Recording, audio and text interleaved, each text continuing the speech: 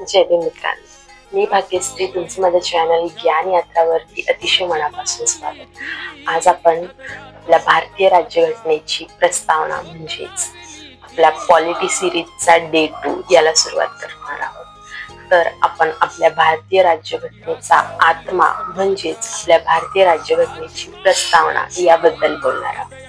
ठीक आहे, तर प्रस्तावनेची पहिली ओळ म्हणजे we the people of India म्हणजेच आम्ही भारताचे लोक यापासून आपली प्रस्तावना सुरू होते।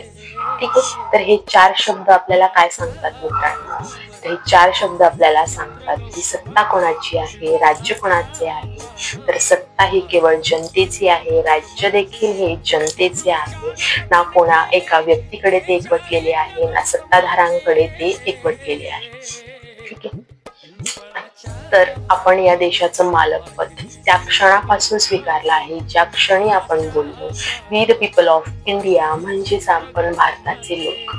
ठीक आहे, तर प्रस्तावना आपल्याला काय सांगते? प्रस्तावना आपल्याला सांगते की नेतृत्व हे पदावरून नाही, तर नेतृत्व हे विचारांनी उभं राहतं। म्हणजे खरा नेता तोच जो लोकांमधून उठतो, लोकांच्या न्यायासाठी बोलतो, लोकांच्या स्वप्नांनाच स्वतःचं ध्येय बनवून घेतो, तोच खरा नेता।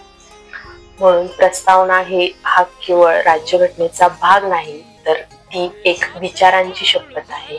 आणि जेव्हा जेव्हा आपण बोलतो we the people of India म्हणजे आम्ही भारताचे लोक, तेव्हा आपण त्या शपथेला पुन्हा जिवंत करतो।